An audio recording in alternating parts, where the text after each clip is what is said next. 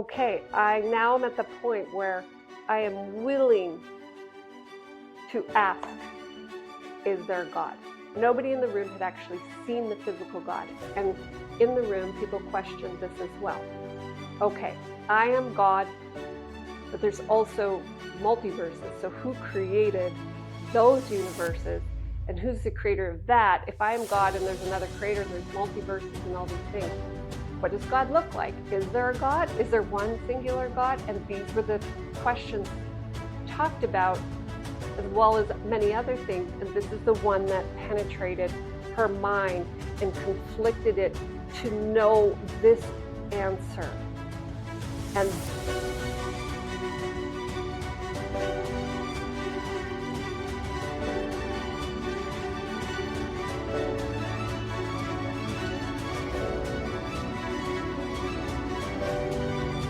the next experience was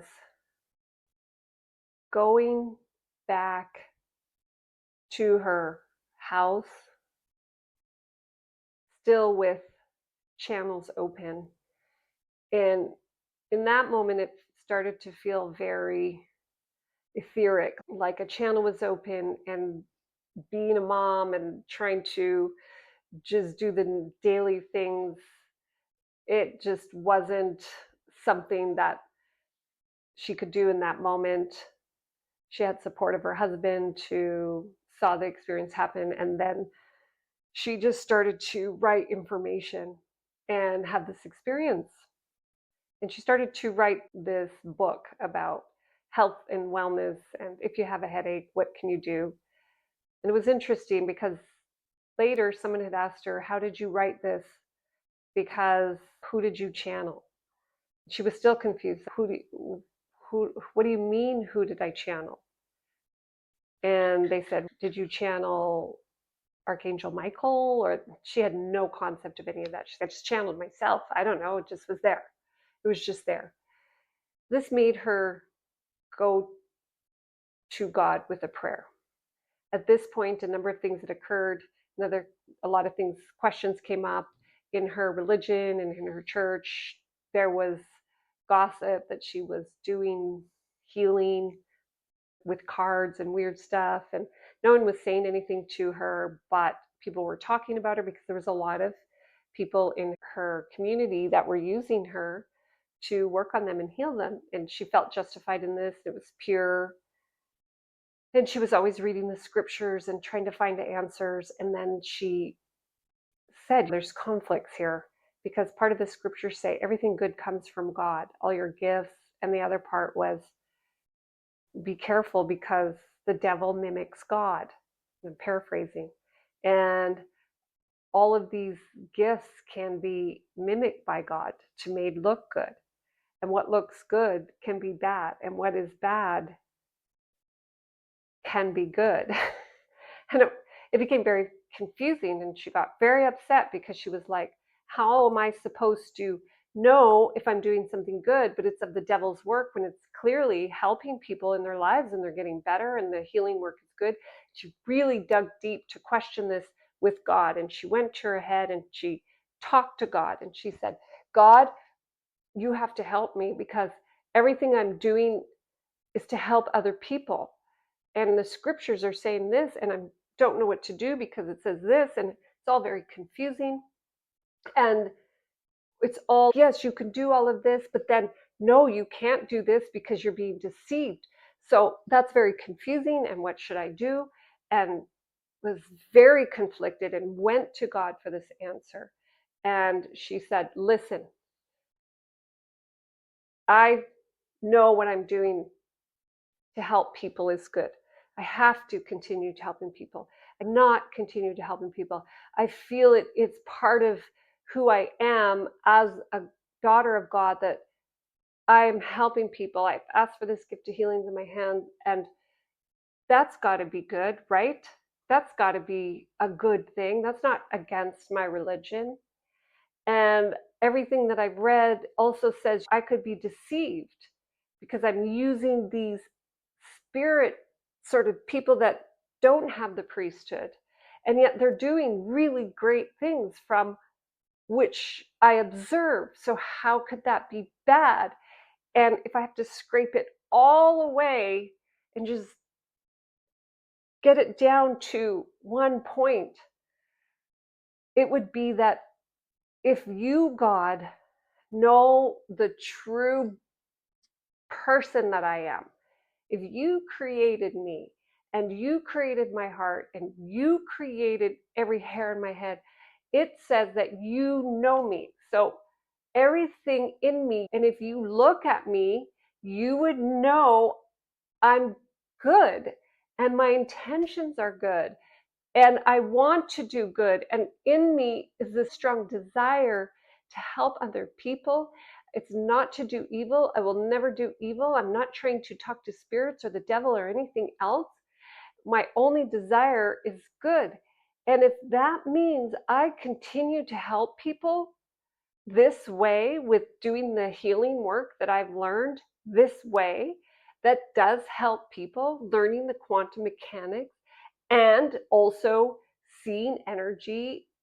Not that I want to do the ayahuasca or channel, but really just if this is your world, this is literally how the conversation went with her God.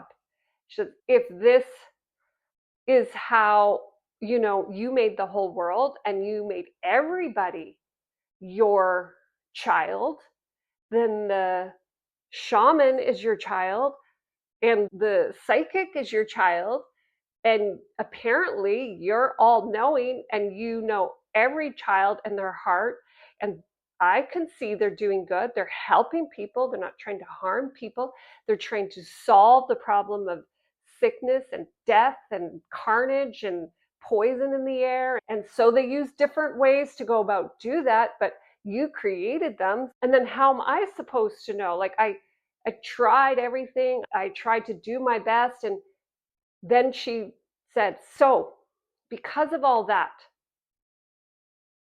my heart, so I'm going to continue to help people the way that I've been helping people. And if you, God, look into my heart and see it as true, because I know that you can see me. So if you see that I'm good and true, you see my heart is true. I have to keep doing this. And so be it. If I lose eternal life or some celestial kingdom, or I'm struck down, then I'm going to have to be struck down because I can't stop helping others through their suffering. And that was the prayer. And the prayer, God didn't talk back. The prayer came from that they must continue with God knowing their heart as the creator, they could continue helping people.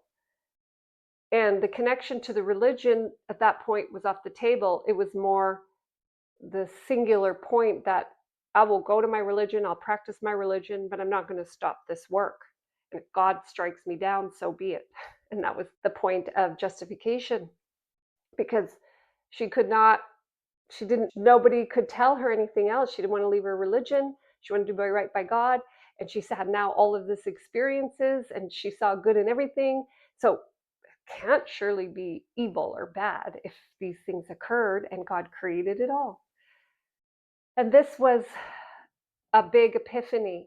And also, it allowed her to continue to explore different ways and techniques to get more abilities to heal others and to learn about frequency and vibration and how frequency and vibration works and how dimensions work, so that if you change your DNA and frequency and clear out stuff, you just have access to so much more. And it really became scientific in a way, not so much esoteric or etheric or outside of herself, but it was tangible. And there was certain tools that people were teaching, and she was reading books, and she was part of personal development and people that had this concept of Christianity and law of attraction, Christianity and energy work. So she was meeting all kinds of people and questioning everything. And of course, she still wanted to know about the 12th dimension. And she got connected to a teacher that was teaching about vibration and frequency and how you can reach this 12th dimension, and that we're all going to the 12th dimension in 2012. And the irony is with this being is that she wanted to go to the 12th dimension as a Mormon, and she wanted to live her church as a Mormon. And the two, even though they could potentially be one and the same at that point, was still not the same. And she couldn't really see that. She was just going to continue to follow her heart and go to the 12th dimension. She liked the channeling thing, which she now knew what channeling was. She still didn't really understand, even though she was being taught your DNA can change. You can alter your DNA from the way that you were raised. You can alter these things. And she was studying a lot about habits and changing your habits and dreaming and pulling up images. Like, you, if you're a child of God, you could have more. He would want you to have everything. And there was this practicality to listen. If you have bad habits and you don't change your habits, if you want money in this world, if you want to go places and do things, then you have to change some habits. And this is the truth about law of attraction. You can't just meditate your way to flying, going up a building and levitating there. You're going to fall because there's the law of gravity. And it was a lot of studying in books she'd never been introduced to and reading, and how people were trying to alter their DNA and what is DNA. And there's different dimensions, but this 12th dimension seemed to be the big talk in 2012. And people were talking about the Mayan calendar, people talking about potentially, the world changing at this time. And it fit in with the religion and the prophecy and the Mormon religion. And everything was being questioned in 2012. And the journey with her led her to want to go to take a course that that guests would come in and talk about their experience with energy and the quantum mechanics and what their journey was. And the teacher would teach about their awakening moment, talk about DNA transformation, and you would learn there's different tools that would raise your vibration if you used a particular type of tools. And there was one that had a lot of gemstone diamonds, that kind of thing, that if you stood on this design, it would change your frequency. And it was all foreign at the conceptual level, but it just was enticing at the level if you have a desire to better yourself or feel frequency or vibrate higher. And so all the language just enticed her to continue this exploration, which she convinced her husband to go to an event. And the event happened to be in Las Vegas. And there was two events that weekend. The one that was talking about the 12th dimension and coming together and learning about who is God. And there was a book that you could read to go to that course. And then the second course was this club they belonged to, which was all about just manifesting and law of attraction and positive thinking and habits and dressing better, and just really, if you're going to live a certain way, like show up for yourself. You're deserving, dress better, do all of these things. And there was a lot of friends they had in there that belonged to the church, so it was good. The first course, though, however, was more of the esoteric stuff, and that was where the book that was received by her and that she tried to read really pushed her to a different belief. And the book was called The Big Effing Secret. And in order to go to this course, you had to read this book. It was very small, and you would learn about what the Big Effing Secret was. Now, this book, I don't think you can get it anymore. This book was written by the host that was going to do this conference, which she had received a big download for. The book sat there, and she had a friend that was in this club who also was a Mormon, who said, "It's okay, just read the book, it's great." So she read it, and the second chapter told the Big Effing Secret. And the Big Effing Secret, it was one line that stood out and caused such a contraction in her body. She shut the book out of fear. Great fear came over her body. And the sentence was, You are God, which was the complete opposite of her teaching. There's a God external from you. He's the creator. He's the literal son, Jesus, who's your savior. And you're not the creator. You're not the co-creator. There's one creator. You're not God. God is outside of you and rules the earth. So it is blasphemy that you are God. And she shut the book and was like, this is blasphemy. But again, because of all of this things occurring, put the book down, and after a couple days had thought, I'm going to read it without believing that section of it, and continued to read the book, and then continued to go sign up for the conference because she wanted to know about the mechanics of the energy and also correct her DNA, because that part she could buy into. The big thing at this time was information coming in about the timeline of Egypt, which meant really not a lot to her at the time, just more like there's these pyramids and they carry a lot of energy. And she did know about pharaohs. She, earlier in her 20s, she was drawn to the information in Egypt from the historical point, but never did get to go there. And then suddenly there was this esoteric language coming in, which she didn't understand, and how pyramids were like so magical and energetic, and there's all of this stuff, and pyramid energy is very advanced, and it was very advanced. And okay, it was just like, okay, again, there was just such a disconnect between hearing it and knowing it. So the being, she had to go to this conference to get more information. And the event, the big lead up to this event, that they were going to do it in Las Vegas before this other event, and they were going to host it in the Luxor Pyramid Hotel. And everybody that was on the call when they learned it was the Luxor Pyramid were excited, and it's going to be in the pyramid, and even though it's in Las Vegas, pyramids still hold energy. And she just thought, okay, and they're going to put it on the 21st and the 22nd floor, which numbers meant nothing to her. She was like, okay, that's cool. The buzz and the excitement around it for everybody was exciting. And for her, it meant nothing. It was more like, yeah, but what are they going to teach there? What will be revealed? And you're going to learn about God. And at this time, she was questioning this reality as far as, was her religion true? Did it have the full truth? And maybe it had the full truth, and maybe this all fits in together. And I do like the idea that there's this 12th dimensional energy. What she understood of the 12th dimensional energy wasn't somewhere outside of herself. It was more like just a vibratory field that when you do energy work was like higher.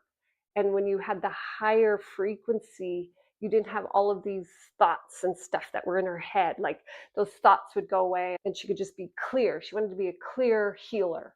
That was her starting point. I want to be a clear healer. I want to know stuff, and then that will help me. If I reach this frequency, my DNA is clean, I'll be able to help people better, was the belief that she had about why she was there and why she was doing it. So this would justify her being able to go to this pyramid hotel in the Luxor in April, just prior to the next event, where she knew a lot of people at this point. They had done a lot of reading books and studying Magic of Thinking Big and How to Win Friends and Influence People, just professional personal development stuff, Napoleon Hill stuff, Think and Grow Rich, those kinds of things.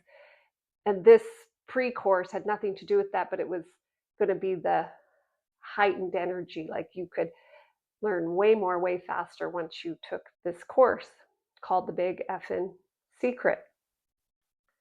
And off in naivety, they went to this event. And through the event, the question came through of, who is God? What is God? And she in herself, well, God is a man that was a father in the sky in heaven who has a literal son. They did come to earth according to Mormon religion, and they said there's no religion that's true, so you have to join this one because we have the higher, fuller understanding. Never questioning that beings could come here on earth and talk to a man and say, this is what you have to do, and never considering that was channeling or all kinds of stuff that we know about now, but never considering how a god would just appear to a man.